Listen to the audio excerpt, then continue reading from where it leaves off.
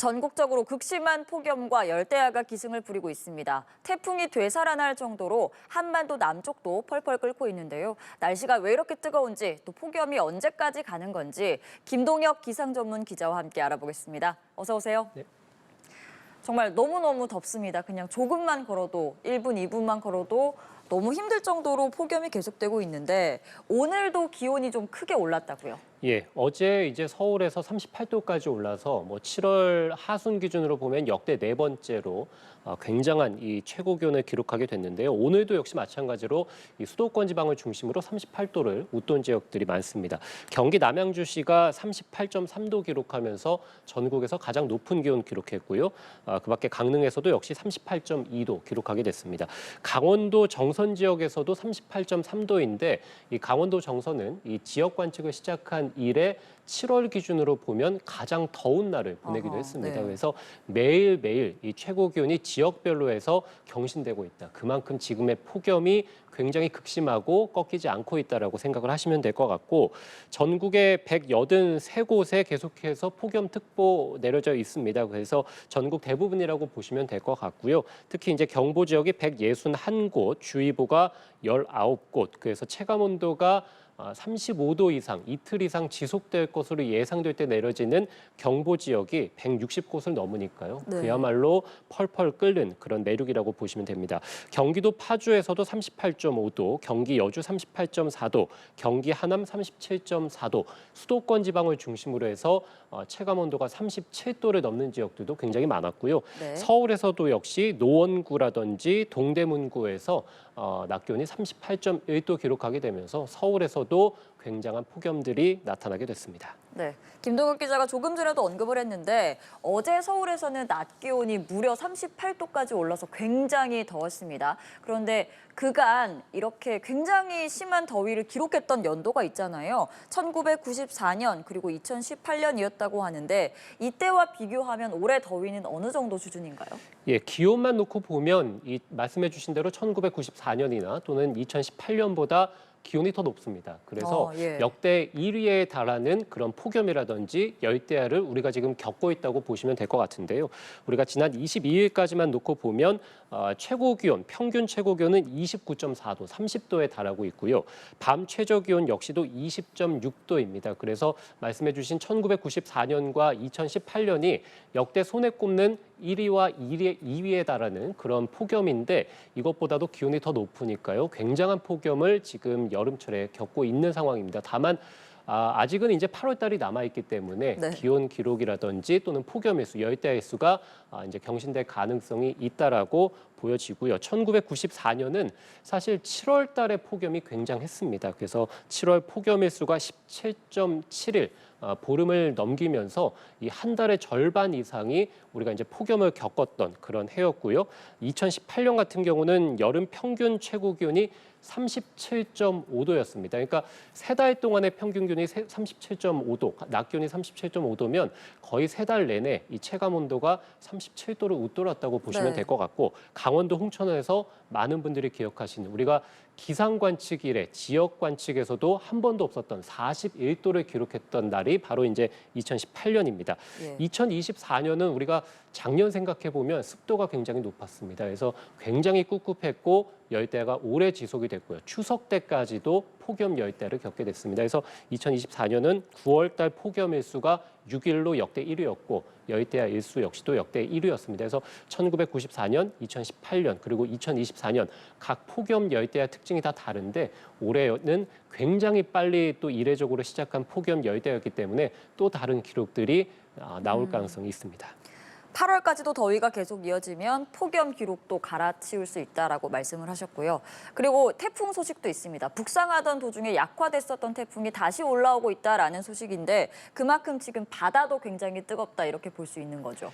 예, 영상 통해 확인하시겠습니다만 한반도 남쪽에 우리가 이제 서태평양이라고 해서 대만이라든지 일본이라든지 이렇게 지금 보시면 굉장히 다 빨갛지 않습니까? 네. 저기 소용돌이 치고 있는 것들이 태풍인데요. 예. 한반도 남쪽에 태풍 두 개가 지금 동시에 북상을 하고 있는데 이 왼쪽에 보이는 태풍이 다시 오늘 오전에 재발달한 태풍입니다. 그래서 지난 26일 토요일에 이 태풍이 소멸됐다가 지금 빨간색으로 표시된 지역들은 해수면 온도, 바다의 온도가 28도 이상이고요.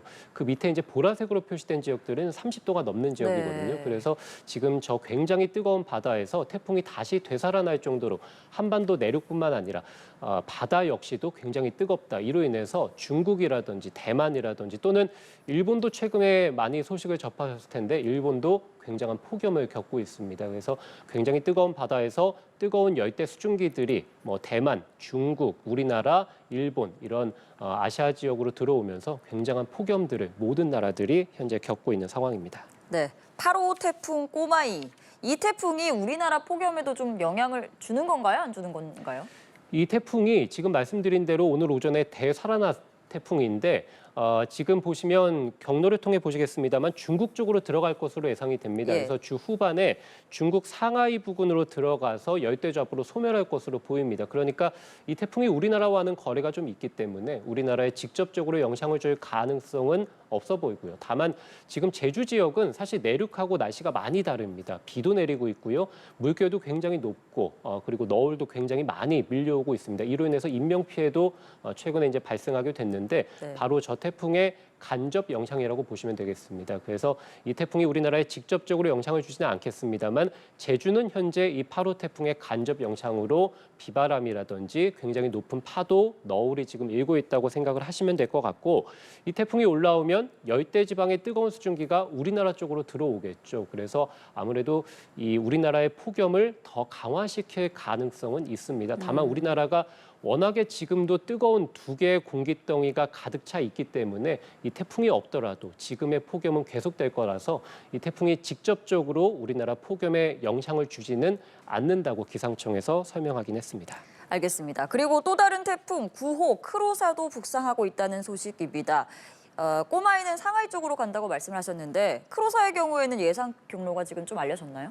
예, 일본 남쪽으로 지금 계속해서 이 태풍이 올라가고 있거든요. 역시 우리나라를 완전히 고온다습한 공기덩이가 뒤덮고 있는 상황이기 때문에 8호 태풍이든 9호 태풍이든 우리나라 쪽으로 올라오지 못하고 있는 상황입니다. 그래서 이 태풍은 역시 이 태풍의 폭염 공기덩이의 가장자리에 따라서 일본 쪽으로 올라가서 일본 도쿄 부근까지 일단 올라갈 것으로 예상이 됩니다. 따라서 이 태풍도 역시 마찬가지로 우리나라에 직접이라든지 또는 간접적으로 영향을 줄 네. 가능성은 없어 보입니다. 다만 일본 쪽에 중심을 둔 고기압 덩어리가 우리나라 쪽까지 확장해서 우리나라에 지금 폭염이 나타나고 있는 거거든요. 네. 근데 지금 그 공기덩이의 중심으로 이 태풍이 올라갈 가능성이 있기 때문에 이렇게 된다면 이 북태평양 고기압이라고 하는 굉장히 뜨거운 공기덩이가 와해될 가능성 일시적으로 이렇게는 있어 보입니다. 그렇게 된다면 우리나라의 폭염 공기덩이도 일시적으로 수축할 수 있기 때문에